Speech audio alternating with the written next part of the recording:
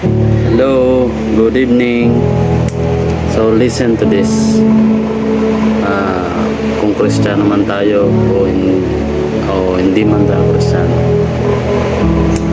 pwede ba natin itigil muna natin sandali ang oras at makinig tayo ng Word of God? Yan, sa mga nakakapanood na ito, ang message na ito ay para sa iyo. Listen. Sabi dito sa Revelation 3:20, Here I am, I stand at the door and knock. If anyone hears my voice and opens the door, I will come in and eat with that person and they with me. Grabe, no? Kahit ako nagagalak sa sinabi ng Panginoon dito. Marahil para sa iyo ang message na ito. Kumakatok ang Panginoon sa ating mga puso. Kung ating pagbubuksan, siya ay papasok at kasama natin o kasalo natin nakakain. Amen. So grabe, no? Yan, sabi po dito sa Tagalog, tingnan mo ang Diyos na nagsasalita. Nakatayo ako, sabi nga, katayo ako, at kung makatok sa pintuan, kung diringgin ninuman ang aking tinig, at bubuksan ang pinto, papasok ako, at kakain akong kasalo niya. Gandang revelation ng Panginoon dito, na kung anumang sitwasyon mo ngayon, kung anumang sabi nga, kung abalang-abala man tayo o busy tayo, mga kapatid, bigyan natin ng oras, Panginoon. Kumakatok siya sa ating puso. Pansinin po natin ano yung salitang heart, di ba? At yung salitang heart, meron po siyang words ng ears. Ibig sabihin, tenga, pandinig. Di ba? So, sabi dito ng Panginoon, kung diringgin ninuman. So, ang Lord ay kumakatok sa ating puso. Kung diringgin ninuman, siya ay papasok. At sabi doon, kung sino man, kung diringgin ninuman ang aking tinig. So, which is, ito yung salita ng Panginoon.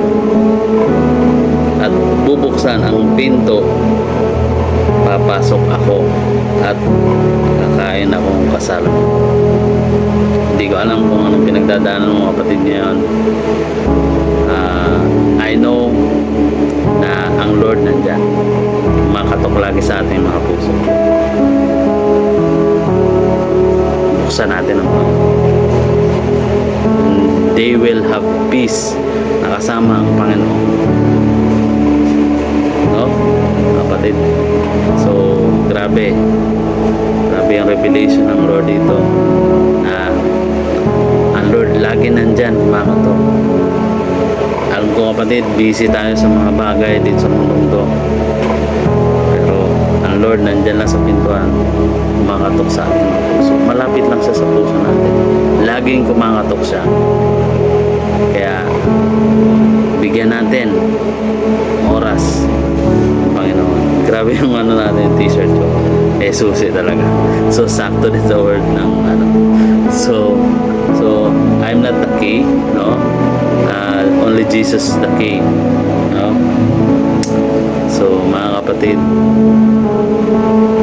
bigyan natin ng oras sa Panginoon. So pagbuksan na natin siya. Huwag po nating hayaang ang pintuan na ito ay magsara na o tuluyan na magsara. Kaya habang may pagkakataon pa na umakatok ang Lord sa atin, pagbuksan na po natin ito. Amen.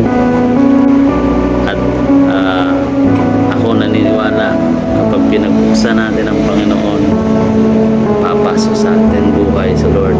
siya magiging sentro ng buhay natin. So everything controls God. God is control everything, mga kapatid. So masarap kasalo ang Panginoon dahil ang pangako niya, papasok ako at kakain ako masarap. Grabe, kahit ako na-miss ako sa word na to, na bigyan natin ng oras ng Panginoon, pagbuksan na natin siya. At ako naniniwala na magkakaroon tayo ng peace sa ating mga puso. Amen? So yun lang po ang message na ito. So sige po, tayo po ay sumandali manalangin. Let's pray. Yes, our Father in heaven, in the name of Jesus, we ask you, O Lord, for your wisdom, knowledge about your word, O God. At sa mga salita po ngayong araw na ito, O God, sa mensahe po ninyo, Panginoon. Lord, tulungan mo kami. Have peace in me, O God. Open my heart, O God. Open our heart, O God. Kahit sa mga nakakapanood ng video na ito, O God, pagbuksan po ninyo ang puso ng bawat isa, Panginoon. Patuloy na manahan po kayo sa amin, Lord. Dakilang Diyos, I pray, O God, in the name of Jesus, magkaroon po, Panginoon, ng payapa ang aming pamumuhay. Nakasama po namin kayo. And all the distraction, O God, in the name of Jesus, minawasak po namin ito. Bagamat kayo po, Panginoon, laging kumakatok sa aming puso. Lord, teach me how to open my heart, O God, to you. And all my sins and all our sins, O God, forgive us and have mercy, O God.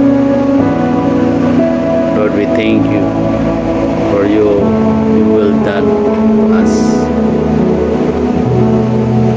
Lord, thank you, Jesus, for your life and eternal life to us. Thank you. We worship you in the name of Jesus. We give you the highest praise. Amen. Amen. Amen. Thank you po. God bless po sa inyo.